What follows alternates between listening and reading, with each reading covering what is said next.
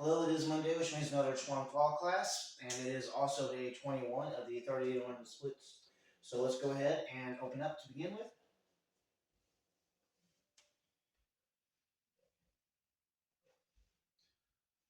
All right, to get warmed up, if you have a bag, we're going to go ahead and do it. If you don't, just kick in the air, it'll be fine. We're just going to start with 10 low roundhouses on each side to get moving a little bit. All right, 1. I'm not going to kick very hard because it'll slide across this wood floor. 2, 3, 4, 5, 6, 7, 8, 9, and 10. Switch sides. 1,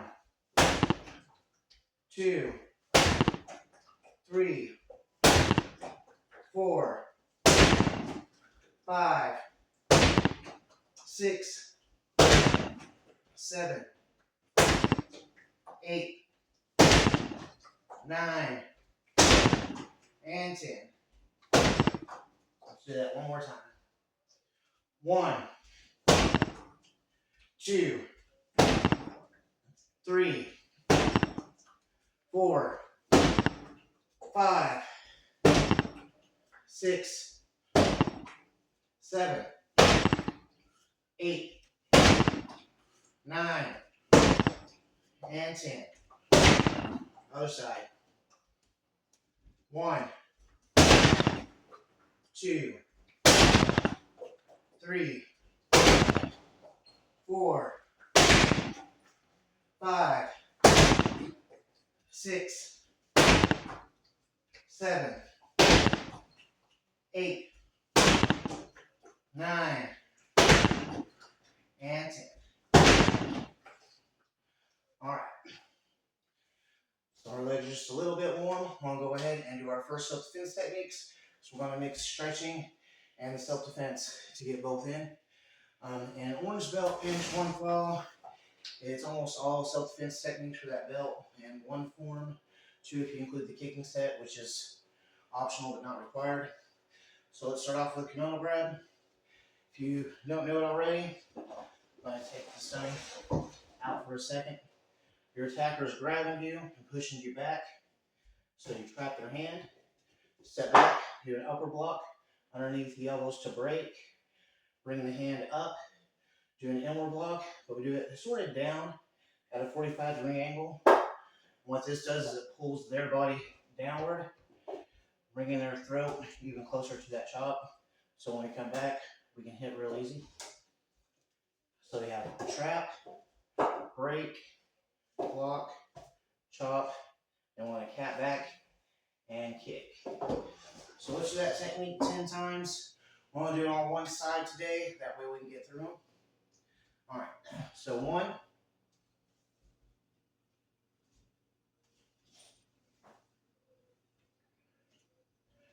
2,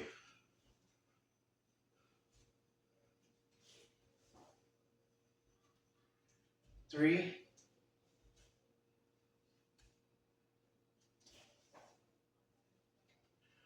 4,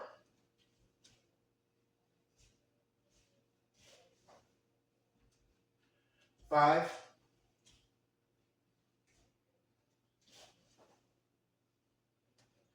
6,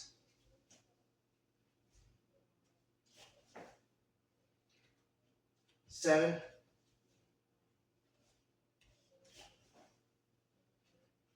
8,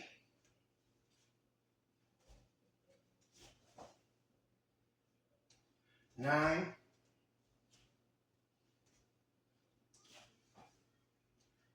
and 10.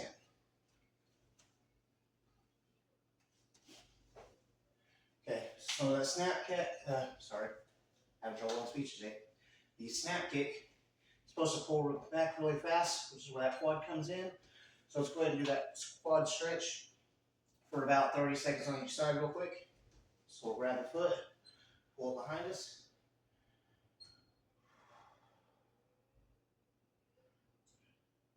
If you want to work on your balance, once, you can. If not, you don't have to yet. I recommend it. Kind of doing it on every other one just to get the feel for it. All right, let's switch sides.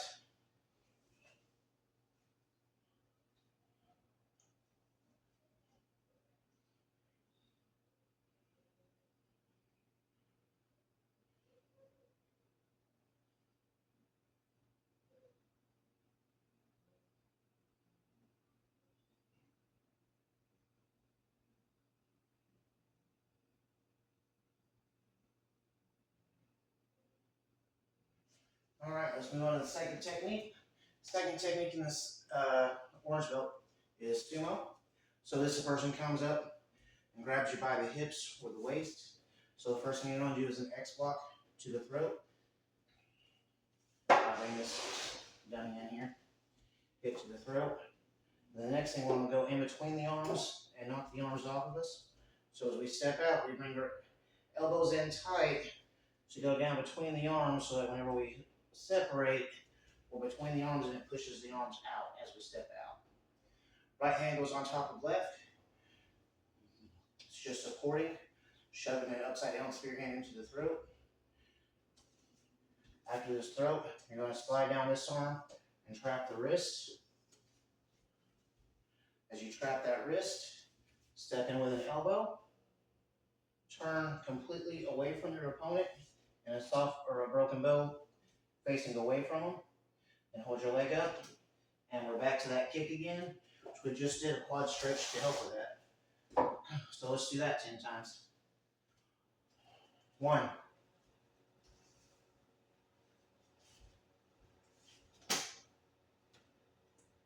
2,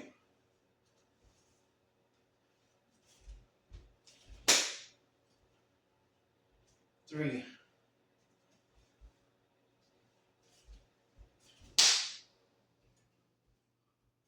4,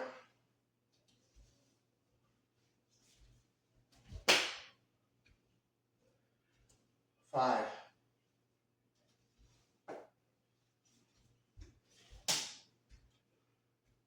6,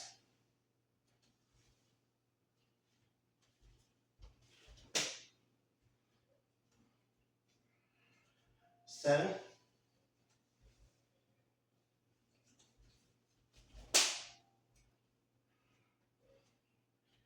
8,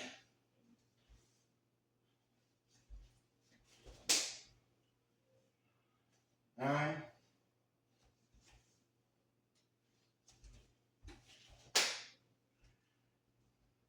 and 10.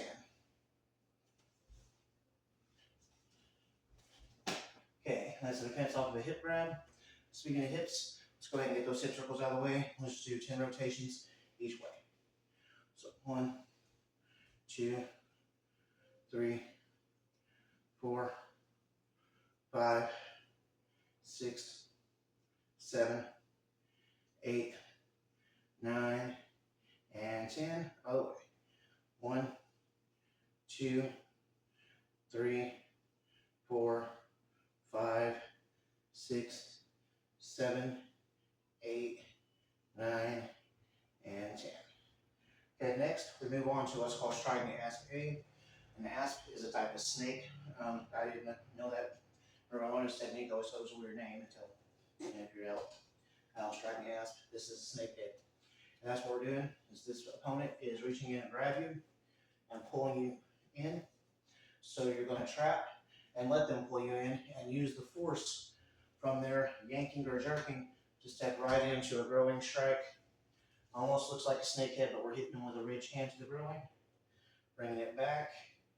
And then we're doing a chop upside down to the carotid artery. Basically, you're looking for the center of the side of the neck. It'll hit a artery or a muscle. It can swell, make it hard for blood to flow, and a real hard hit there because it's so close to the brain on an artery can sometimes cause them to go unconscious. Movies make it look like it's real easy. It's not. You got to hit them quite hard for it to work, and it's not guaranteed. Okay. 1, trap, step in, ridge hand, and hit. Okay. 2, 3. So on the dummy, they pull you in. 4. Sorry, you can't see the dummy. 4. Step in, hit the growing, hit the side of the neck. You keep a hold of that hand so that they can't try to strike or get away. 5, 6, 7, 8, 9, and 10. All right. So on this exercise, now would be a good one to do those alternating lunges with a twist. Let's do those 5 on each side for a total of 10. 1, 2, 3, 4, 5, 6, 7, 8, 9, and 10. Okay, let's move on to Strangast B. Not really much different about B. The grab's the same, the pull's the same, but instead of this ridge hand to the groin, we're going to learn a new hand called the middle knuckle punch, also known as the Phoenix eye punch.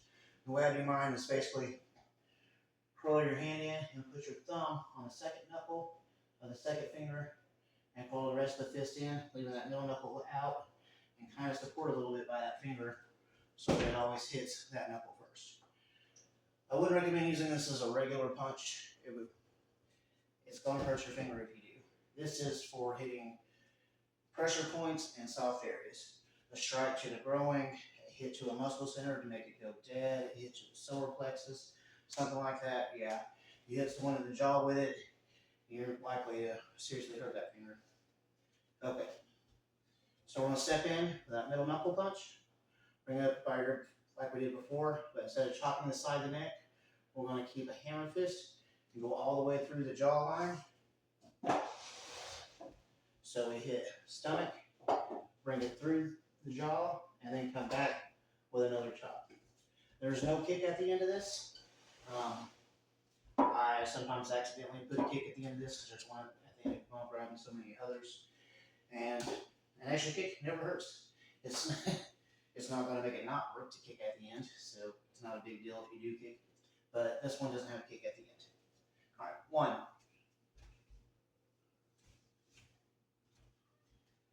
2, 3, 4, 5, 6, 7, 8, 9, and 10. All right, let's go ahead and do Strangast C. Strangast C is a bit of a preemptive attack. This person hasn't gotten a hold of you yet, but you see them coming. They're on their way in. So before they have a chance to make it to you, this hand is pushing their right hand out of the way because most people are right-handed, so that's the side they're most likely going to grab or strike with. And this hand goes in for that growing strike before they get the chance to get all the way in. From there, you're going to lift this knee up and shuffle forward with an elbow straight up. The ending is just like sumo we did before. So you stop them, shuffle them with that elbow, back to that hammer fist, and smash with that kick. So let's do that 10 times. 1, push out, ridge hand, shuffle up elbow, hammer fist, smash. All right. 2,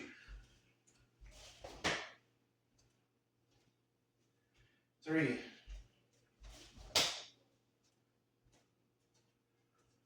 4,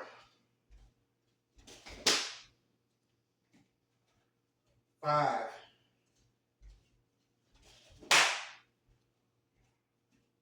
6,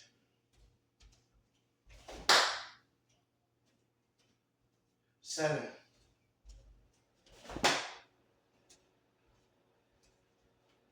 8,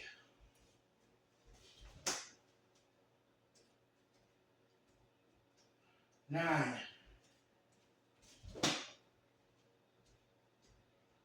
and 10.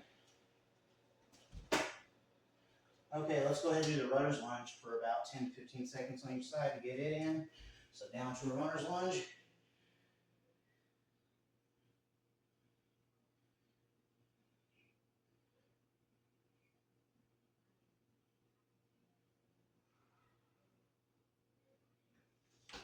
And on the other side.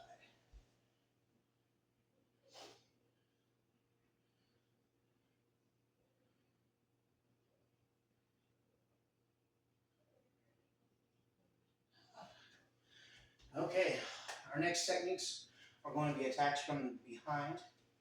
So we're going to look at cross eagle A, B, C, and D. These attacks are all of someone coming up behind you and either strangling you from behind or grabbing your shoulders from behind.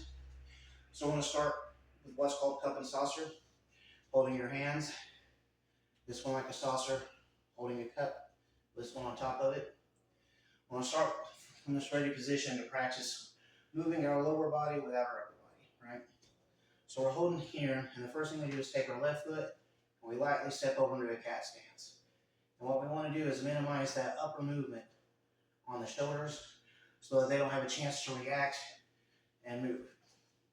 Okay, after we get this up, this elbow is going to come almost straight up. And as we spin out, we're going to spin and sharply pull the elbow down. So what's happening here is they're behind us. We've moved this foot, hopefully without them noticing we're about to move. Now, as soon as this elbow comes up, it's going to come down right over that arm and trap their arm underneath your arm so that you have a hold of them and you're facing them. Okay? So the next thing we want to do is we want to step up with our elbow straight up under their chin and a back fist to the nose. The hardest part is not letting them feel you before you get turned around or turning around fast enough that they can't react. Okay, so you're in a cup and saucer position, step into a light cat stance, but not straightforward like you normally would. You want to cross all the way over so that whenever you spin, you're in a cat stance facing this way so that you can shuffle into that elbow and back fist. Okay, let's do that 10 times. I'll do it at this angle. 1. Do it slightly slow so you can see it. 2.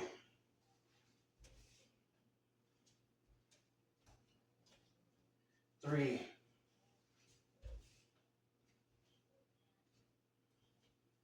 4.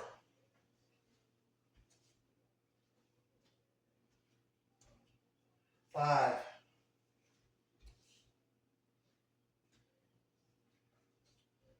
6.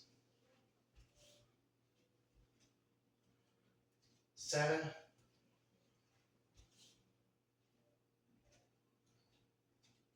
8. 9. You'll notice I sometimes dip this hand. What that is besides that elbow, you can also make a habit out of scooping that hand, doing the hook hand, pushing it out of the way, and sometimes I'll push it out of the way, turn it, and re-grab the hand as I'm coming up in the elbow. That way after the hammer fist, if I want, I've got the arm break, or I can step in for a throw, or apply some form of chin on or something similar. All right. 9. And 10. Okay. The only difference in B is we're a bit more scared. We can't take the risk A lot of people mistake super violent martial arts for good martial arts. There is a point to be super violent. The more of a beginner you are, the more violent you'll need to be. I know that doesn't make more sense, that you would teach the more violent stuff to the younger belts, or the people who are not as committed. But what happens is in a fight, usually the person who's willing to get more aggressive wins. So, if you're only willing to push them, but they're willing to hit you in the head with a brick, you're not going to win that fight because they're coming with more force, more power. They're willing to do something you're not, and that's going to put you on the losing end. So the nicer techniques like the locks, the holds, a lot of stuff like that that you see, you have to be a more advanced fighter than that person to be able to control them. Like what there's these great finger locks and manipulation, but try to grab someone's finger out of a full speed punch and see if you can do it, and you'll find you have to be way faster than them. You've got to be a lot more accurate. You've got to really know that lock. So in the younger belt, sometimes it helps to get a little bit more violent. And that's what we're doing here. Is instead of a back fist, all we're doing is turning that hand over. This one's not a tiger claw rake. It's what they call a falcon's talon. We're just going with 2 fingers down into the eyes, and the rest looks like a fist. So it's kind of raking downward like that. So you go around, elbow their chin, which puts their head facing it up, and then straight down into the eyes. So hopefully they can't see, and you can run away or whatever you need to do. All right. 2, 3, 4, 5,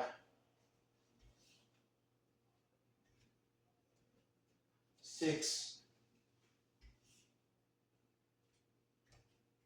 7,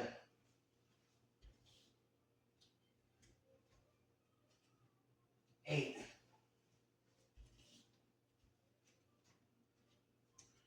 9, and 10. All right, let's go ahead and do a hamstring stretch real quick just to get one in. So hold your heel on the floor, toes back, keep the front leg straight. Reach down and grab your toes and hold for 10 to the count of 10.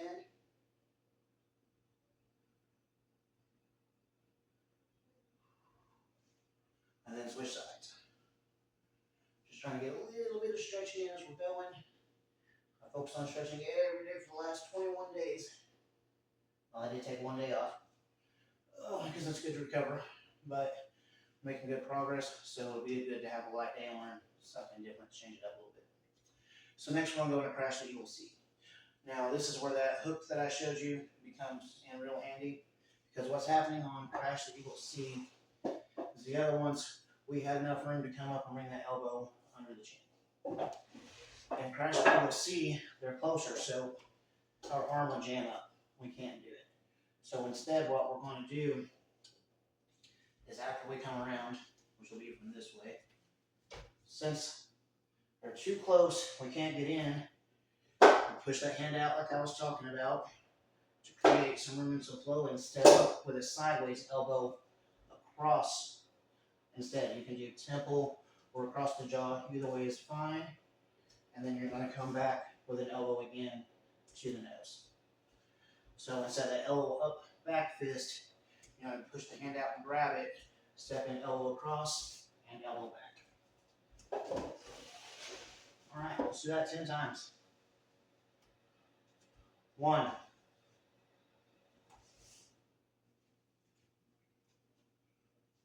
2,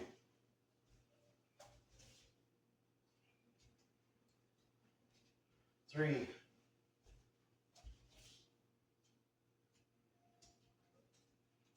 4. Oh, I skipped way ahead, abbreviated. Did all sorts of stuff on that one. That was a 20 push-ups type mistake there. 6,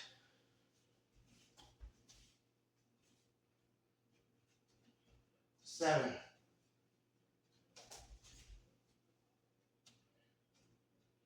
8,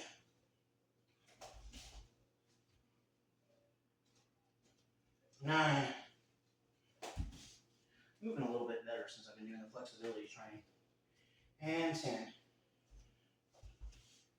Might keep it up even beyond the 30 days, work towards the heaven and earth kick. Let me know what you guys think. I've always liked the heaven and earth kick. Never been able to do it, but it's a really cool kick. That's just where you do the standing split. The heaven and earth part is they do a standing split and they drop down. I'm not going to do the drop down part. I'm almost 40. That's going to hurt too bad. Okay. So next, we're going to do the crash eagle D. So just like we have one where they're too close, we have one where they're too far away. So if we were to shuffle in with that elbow, we'd miss. They're too far back. So instead, when we come around, we're going to shuffle forward with a leopard's fist or a half fist. Just close half your fist and hit with your sharp part of your knuckles straight to the throat or the esophagus. So they grab your shoulders. You turn around and get them off, but they took a step back and they're too far away. So you shuffle in and you hit them with that fist. 2, 3, 4,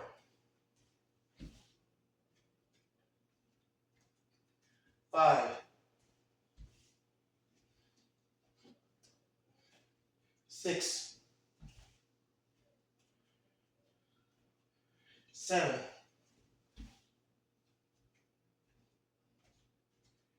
8,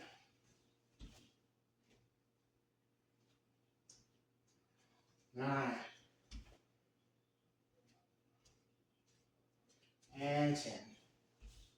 All right, speaking of things behind us, let's do my most painful stretch. So kind of, I like it, but I hate it. And that's going to be this pigeon pose with the leg bent behind us, going across the toe,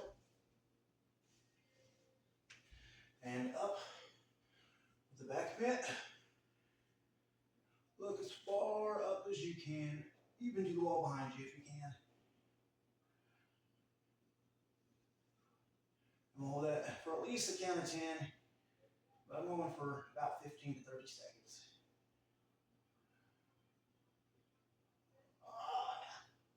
All right, and on the other side.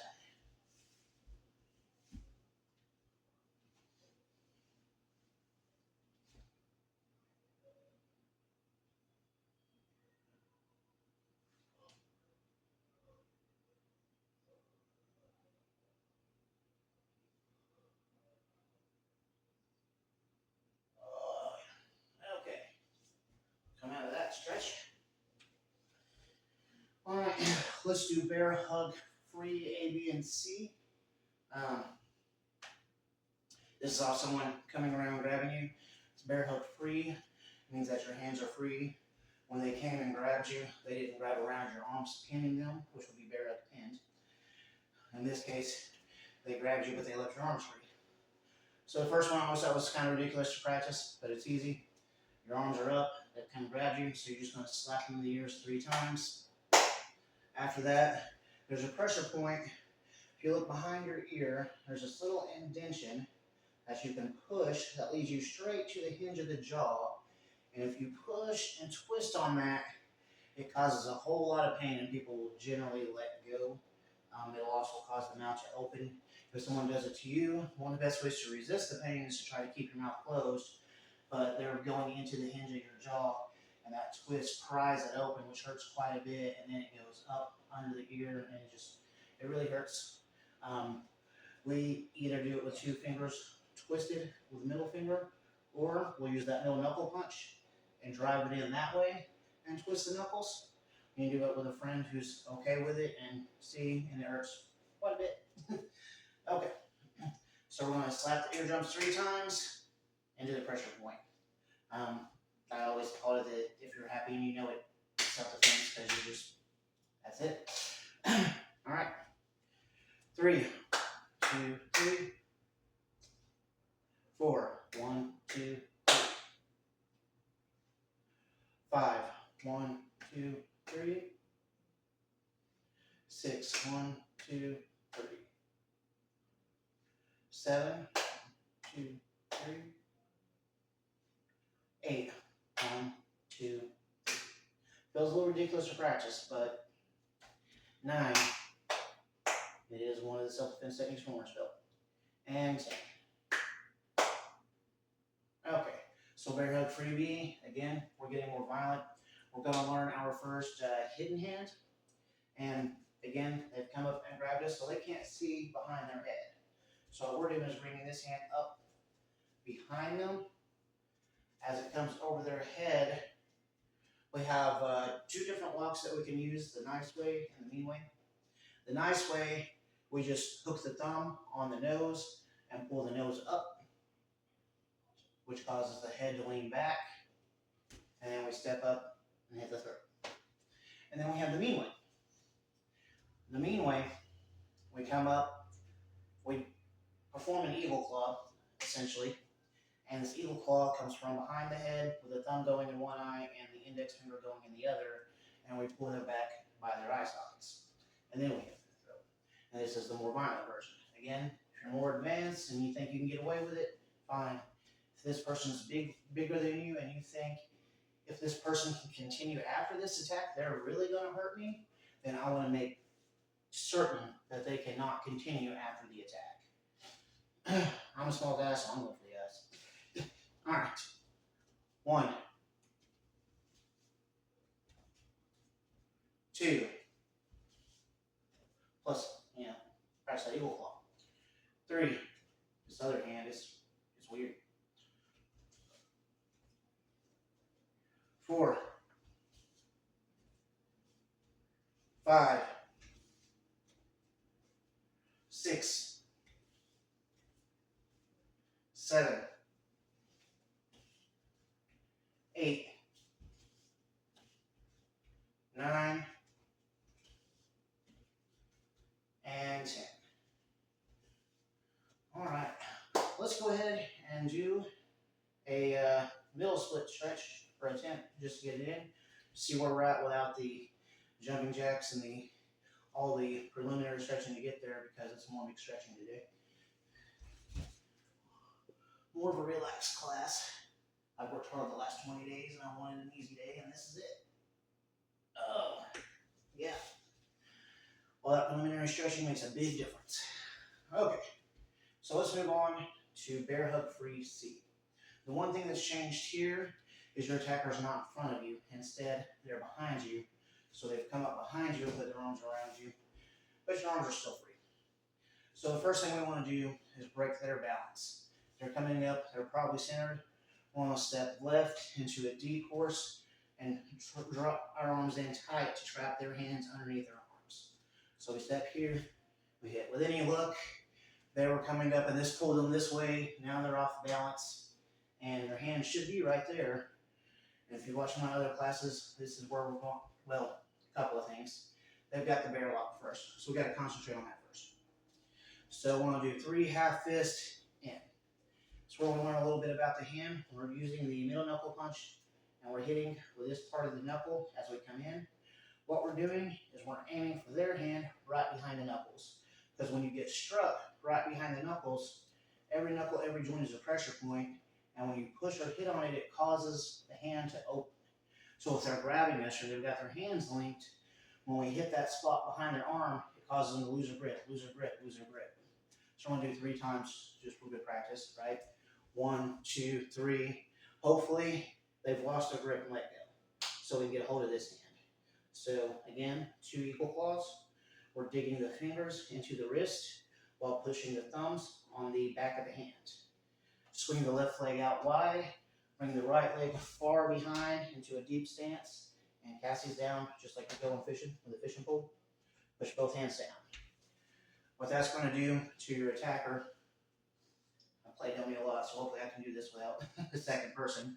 So they've come up behind you to grab you, but you stepped out. They tried to lock on. You've cautioned their grip. Now you've taken their hand, spun it out, spun their wrist up, and now they're in their wrist lock sitting here. Well, you having a hold of their wrist here, right? So you're going to kick them in the nose. The technique teaches to step back and then step forward into a horse stance and do a hammer fist. I like to put a little flair on it, so I never do that. Instead, what I like to do is do the snap kick, and on the pullback, I'll jump forward with the other foot, landing in a horse stance breaking the arm down. Then put your hand on the back of the head and another knee to the nose to end the technique. All right, let's do that 10 times. 1,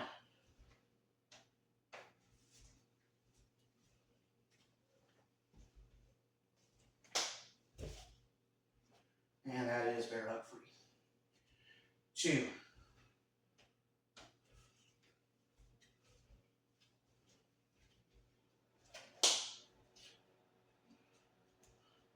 3,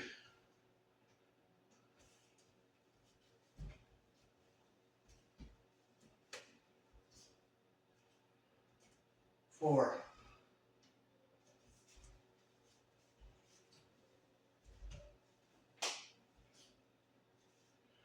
5,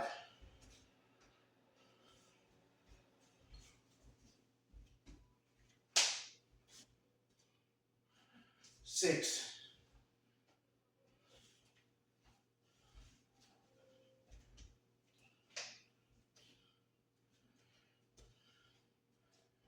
7,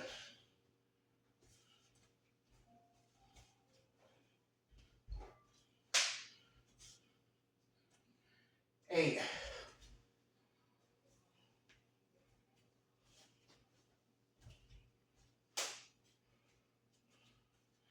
9,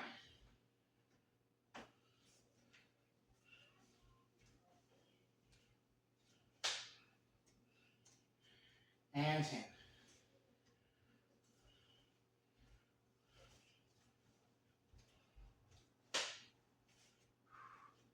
All right, let's go ahead and do a front split stretch on both sides. Starting left side forward.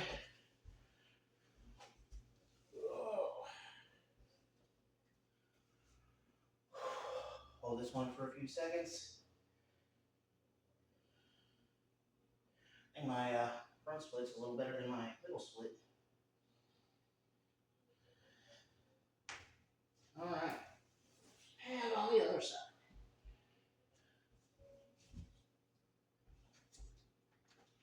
Now after tomorrow, we increase the time on a lot of those stretches and go to 1 minute holds instead of 45-second holds, so it'll become more intense. Oh, gotta start getting a pad for that knee. I have rubbed the crap out of that knee over these last couple of weeks. Okay, so let's end off with just some side thrust kicks for fun. Done quite a few self-defense techniques today. We've mixed our stretches a little bit. Gotten a lot of work done without working really hard. Which is what I like in my classes, that you can cover a lot of material, learn a lot, and feel like you are still ready to do more. So I'm going to do a crossover side thrust. So a crossover side thrust means we start in a side stance. We bring our back, sorry, not a crossover side thrust, wrong kick. A walking side thrust. A crossover comes off the back leg, crosses over, and then kicks. We're doing a walking side thrust, which is a step. We're walking. In Chuan Fa, we were always taught to step behind. Reason being, there's nothing to trip over. You're never going to trip yourself up. A lot of Taekwondo and other guys, they teach step in the front. The problem, and we've seen it happen so many times at tournament, is they'll get in a rush, they'll get to going, they'll step in the front, they'll go to do their kick, and they'll catch on their own leg, and then they'll fall over throwing their kicks. And the advanced belts get better at it, and that's not an always thing, but it's one thing that we've seen a lot. And we're like, that doesn't happen if you just cross over behind instead of front. You get rid of that whole problem. And what advantages are to stepping in front? None that I've found so far. If you know what the advantage of stepping in front behind, let me know. I noticed Roger Grimes over on Show 97 was recently doing a drill with a roundhouse kick, and I think it would be easier to do that drill by stepping in front. So maybe I should hit him up and see what he thinks. All right. Anyways, so after we step behind, we're just turning this foot up and kicking it out to the heel for a side thrust. This thing's going to have to chase it the whole time. So I'm going to try to stop on the bag instead of pushing through the bag so that every time I pull back, pull back, pull back. Up. 1, 2. I kind of hate that because it feels like I'm pulling power from my kick. 3, 4. This one's a great one for covering distance. 5. For example, I'm about 2 feet away here. 6. Okay, 3 feet away. 7. At least 4 feet away. Now I'm about 6 feet from my target. 5. And so on. I can get up to 8 feet away from my target and still hit it with that kick. 6. I'm only 5'3", so you tall guys can probably do it from 10, 12 feet. 7.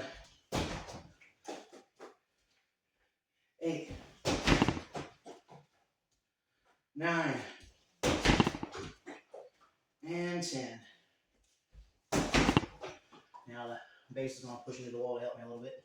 Other side. 1. 2. 3. 4. 5. 6. 7. 8. 9. And 10. All right. We covered most of orange belt today. We didn't get to the lock in the arms, the full Nelsons, and the forms. The required form and the optional form, which is a kicking set. So we'll probably do that next Monday. Hope you've enjoyed it. We mixed in some stretches, got them in. So I'm going to go ahead and stop for the night, get this posted. Like and subscribe if you haven't yet, and I'll see you in tomorrow's class. Thank you for watching.